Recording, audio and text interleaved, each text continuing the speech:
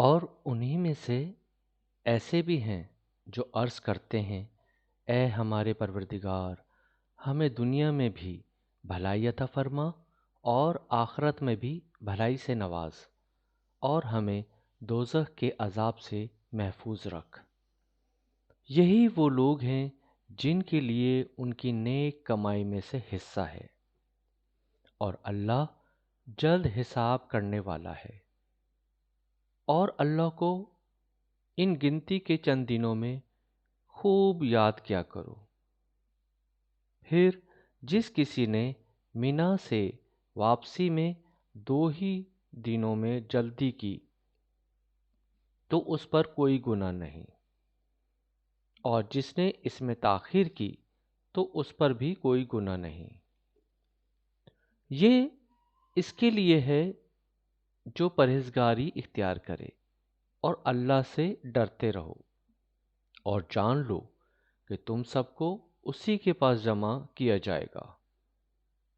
اور لوگوں میں کوئی شخص ایسا بھی ہوتا ہے جس کی گفتگو دنیاوی زندگی میں تجھے اچھی لگتی ہے، اور وہ اللہ کو اپنے دل کی بات پر گواہ بھی بناتا ہے، حالانکہ وہ سب سے زیادہ جھگڑالو ہے۔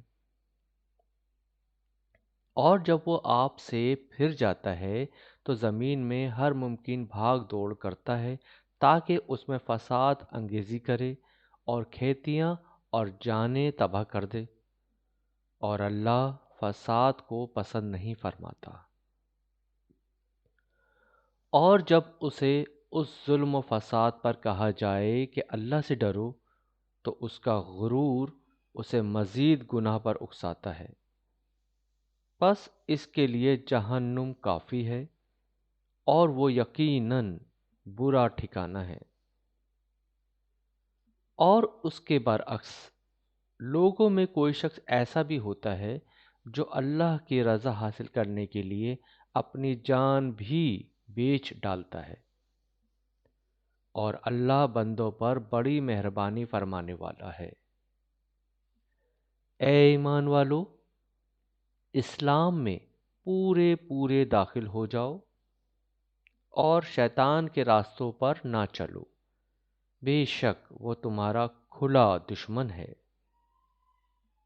پس اگر تم اس کے بعد بھی لغزش کرو جبکہ تمہارے پاس واضح نشانیاں آ چکی ہیں تو جان لو کہ اللہ بہت غالب، بڑی حکمت والا ہے۔ کیا وہ اسی بات کے منتظر ہیں کہ بادل کے سائبانوں میں اللہ کا عذاب آ جائے اور فرشتے بھی نیچے اتر آئیں اور سارا قصہ تمام ہو جائے تو سارے کام اللہ ہی کی طرف لوٹائے جائیں گے؟